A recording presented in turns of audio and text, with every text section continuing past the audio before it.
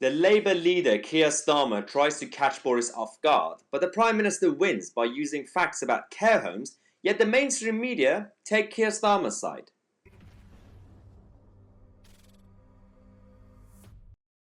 Hello everyone and welcome to today's show.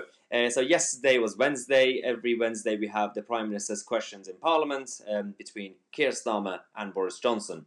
There's always a clash between the opposition and the government.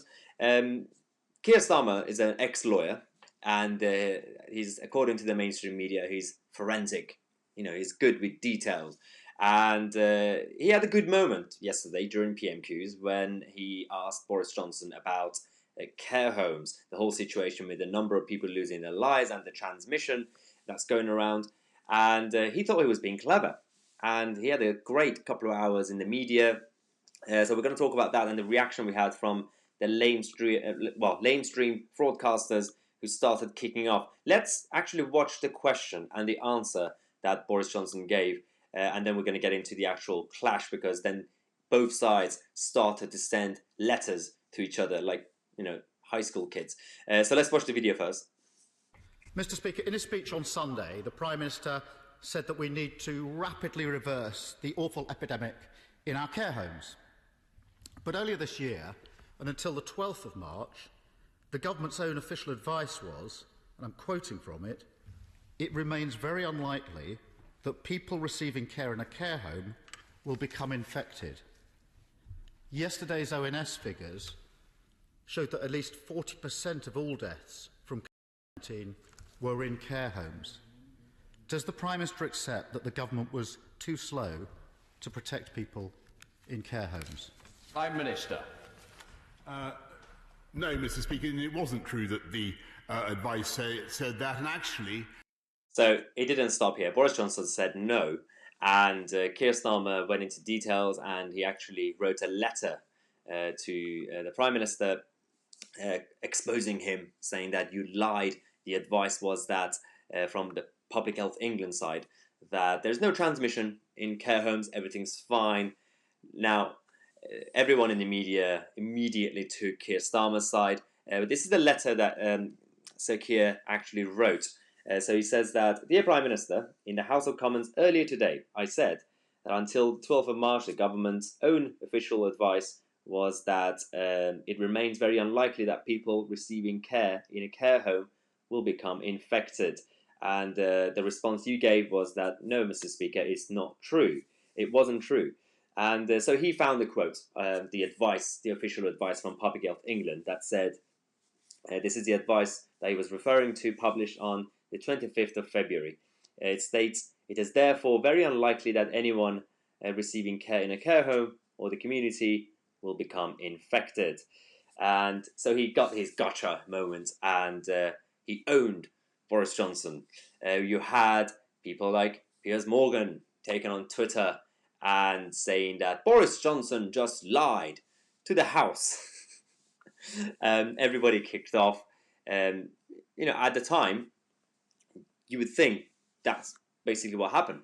Boris Johnson either knowingly lied or just didn't know his details. And luckily, Boris does have a very good team around him, good team of researchers and advisors who could quickly, obviously, decided to dig to actually find the evidence. But the mainstream media out there, you had Sky News actually doing a breaking news notification, send it to everyone in the country, saying that Boris Johnson has been accused of misleading Parliament about the government advice that people in care homes were unlikely to get infected and all that. Now, it didn't stop here, because Boris Johnson came back with another letter. So this is the response that we have from the PM. "Dear Sir Keir," that rhymes. "Thank you for your letter about our exchanges earlier this afternoon at Prime Minister's Questions. I am disappointed that in the House today you chose to quote Public Health England advice selectively and misleadingly, and I stand by my comment. You neglected to provide the critical context at the start of the guidance. As you are no doubt aware, the Public Health England advice published on the 25th of February 2020 stated this guidance is intended for the current position in the UK. this is at a time when there were no transmission. They did say this is the current position and it will change in the future. It is therefore very unlikely that anybody receiving care will become infected. This is the latest information and will be updated shortly. This is back in February. They actually said that this is the current situation because at that time there was no transmission. They said that, well, according to the current evidence, it's fine, but it will definitely change and we will definitely update it in the future. And they did in March. The funny thing about this whole thing was that you had these guys, these journalists, going on Twitter defending Keir Starmer and paying all these compliments, all the praise. Robert Peston said, Keir Starmer is both forensic and courteous. That feels the right combination. What do you think? Tom Newton-Dunn said, another powerful forensic assault by Keir Starmer today. Had the PM on the ropes on care home testing and unexplained deaths in them. And then Simon Thomas said, not true, Laura Kuenssberg, he suffers because he's been systemically dismantled by Keir Starmer's forensic questioning. Matthew Stadland said that Keir Starmer is Boris Johnson's worst nightmare at the dispatch box. Calm, polite, but forensic. This obsession with forensic. So the whole thing was, they started this wave on Twitter, on social media, and saying that, this guy is very good with details. It was obviously exposed that he's not really good with details. He didn't read the small print in the same official documents from the government side. But the problem I have is that people make mistakes. I've made mistakes. Sometimes we say things that we realize, oh, actually, that was wrong. Then you correct yourself. Sky News, the BBC, all these guys, especially Sky and BBC, that sent out those notifications alerting the whole country that Boris Johnson misled the country. They haven't actually made a U-turn. They haven't clarified that. Actually, guys, we just discovered that we made a mistake. Boris Johnson replied with his letter explaining the small print in the same guidance. Nothing. Absolutely nothing.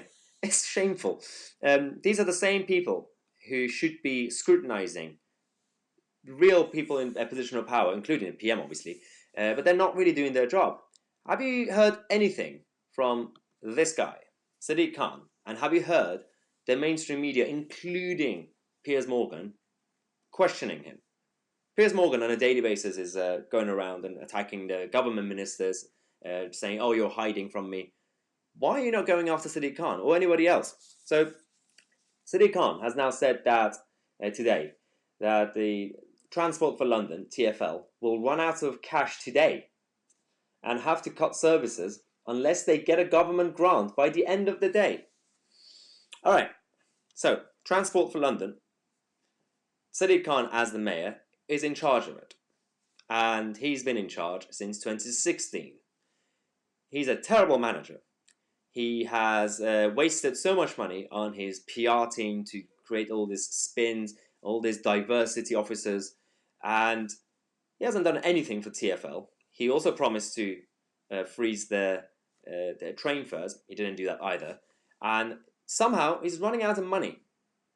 Why is he running out of money? How? And why is he asking for the government to give him more cash? This is exactly why you need the mainstream media to scrutinize people in the position of power. They're not doing it. That's fine. I do it on this channel. And you guys, obviously watching this, make sure that you share this video everywhere so that people actually find out the truth about what's happening in London and in our country. And again, he's not the only person messing up. One of my favourite authorities is the Welsh government. The Welsh government are the most hilarious group of politicians that we have. Kind of even funnier than the SNP, because the SNP are kind of dark. So these guys have gone their own way with their social distancing and the lockdown measures, like Scotland and Northern Ireland, as opposed to England trying to ease it. They're very strict. And so now the Welsh government are going to allow outdoor picnics after their health minister was pictured picnicking outside. So they had their own lockdown measures. Their own health minister was actually picnicking outside. He was caught. So they got embarrassed and now they were forced to actually ease the measures so that people could actually, based on no principle whatsoever, no values, just because he got caught, they have to now allow other people to do it too.